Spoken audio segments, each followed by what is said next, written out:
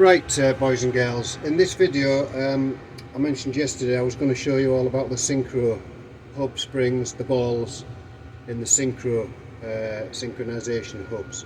So I'm going to just show you how I do it and how easy it is for you to do. Get yourself a food bag, preferably one that seals up. Put your gear into the bag, close the bag. Just pop the synchros out. Now you can already see the balls have already flown out of there. Springs haven't come out, but usually the springs and the ball bearings will fly out and you'll never find them again in your garage or wherever. There's 3 ball bearings, 3 springs. So we'll take those out of there like so. Leave them in there for now while we get the springs out. You may have to pick the springs out. The springs may fly out. Pick the springs out if they're still in there. They're not going to fly anywhere now the ball bearing's out and the synchro ring's off. So they're not going to go anywhere. So they're out now. So obviously you would get your new springs. These are older springs. I'm just giving it for a demonstration purpose.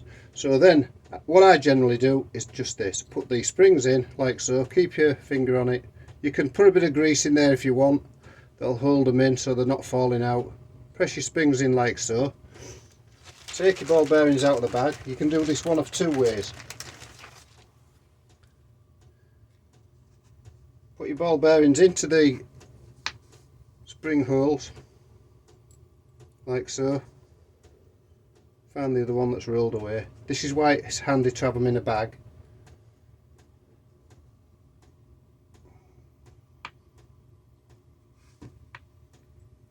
If you put a bit of grease on these springs, they won't fly out. They won't roll out. But keep those together like so.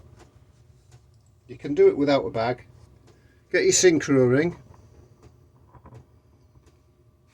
Make sure they're all lying in there, and just bang it on like that.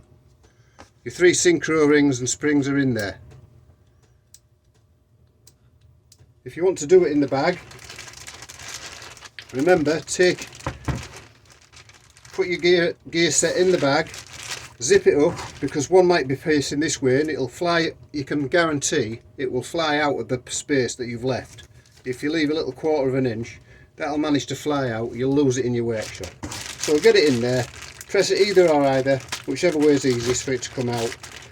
Then you can either give it a rattle around, make sure everything drops out, and then refitting is just a reversal. Get yourself a big bag, because then if you're a little bit cack-handed or you're a little bit ham-fisted, you can do it inside the bag, so you're never going to lose your parts. Obviously this will be easy with a bit of grease on it. I'm doing this just simply because I'm showing you how to do it. The springs are still in there. Your springs might very well have flown out. These are old springs, so maybe there's maybe not as much tension. So the ball bearings are all in the spring holes and the springs.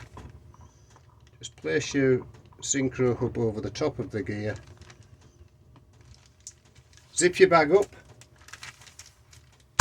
Bang it down. And if you look in that bag now, there's nothing in that bag except for the synchro hub. So that will save you a lot of heartache if you've got to try and find these pieces.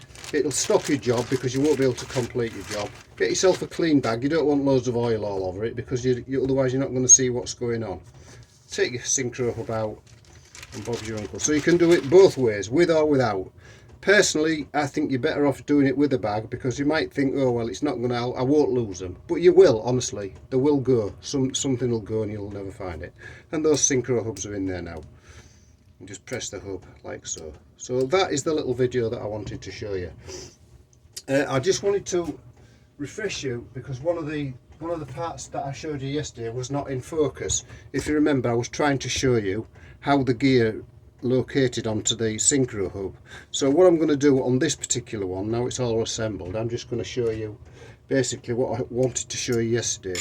So that is the cone where the synchro hub fits on, and that's what slows the gear down.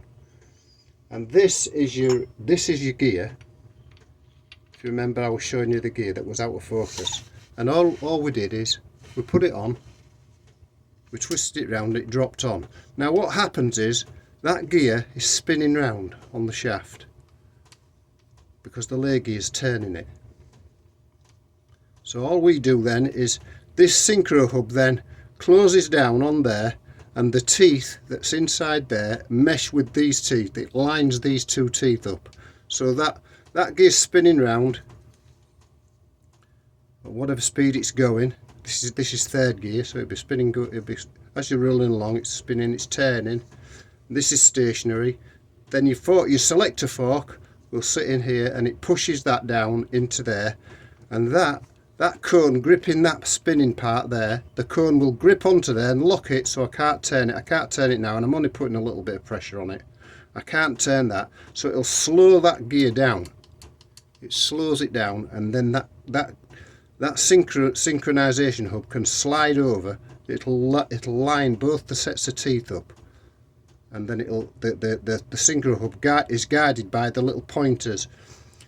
The little pointers on top of the synchro hub, they're shaped like a little coffin, the top of a little coffin, to say it, loosely.